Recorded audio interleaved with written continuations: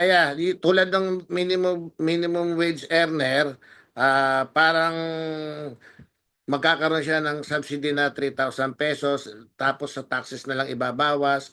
Pagdating naman doon sa mga negosyante, magkakaroon sila na parang pwede sila mag-loan ng up to 250,000 interest free, to be paid within 2 to 3 months. Tapos it will last for at least a maximum of 18 months itong programa na to. Parang nangyari ng pandemic natin, kaya lang ngayon nga parang ang bill ko rito targeted na to, not like before na parang anybody pwedeng kumuha ng ayuda.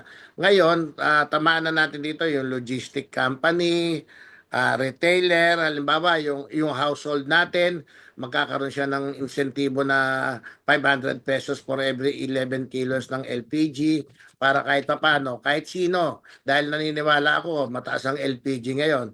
Tapos, suspension ng utility services disconnection, tsaka yung bill payments. Yun, alam ko, congressman din ako ng 18 Congress, sinuspende rin natin noong araw yung mga ganyan. So ngayon, baka pwedeng ulitin natin dito, wala munang putulan ng ilaw, including siguro yung rental, bawal muna magpaalis ng mga nangungupahan, tapos pwedeng suspendehin muna yung loan payments, tsaka baka pwede up to 2 years o hanggat meron tayong declaration ng emergency. So lahat ng yan, kapag natapos, tingin ko, malaking tulong to. Kasi pinag-iisipan na rin naman ng gobyerno kung paano yung holistic approach dito sa problema na. And I still believe, hindi pa patapos. Kasi kung maririnig mo yung deklarasyon ng US, parang continue pa rin yung war.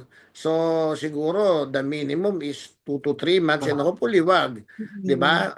Narinig ko na nakipag-usap na tayo sa Iran para makadaan na rin yung oil tanker natin from Middle East going to the Philippines. Pero nagsabi na rin yung mga oil player natin na whether makarating dito yung oil natin, hindi pa rin guaranteed na bababa yung price. Kasi nga, nakadepende tayo sa world market, doon sa Singapore Flat. So whether dumating yung supply natin dito, pero mataas pa rin yung presyo ng diesel and gasoline, still pataas pa rin ang ano. So siguro dapat ngang magkaroon na ng bill tayo na suporta para sa lahat ng tao. Ito nga yung ahon, agapay sa hanap buhay at operasyon ng negosyo. So, hindi lang to sa common tao, pati sa negosyante, lahat tatamaan na rito. Dahil lahat naman sa pool na rito sa problema natin eh.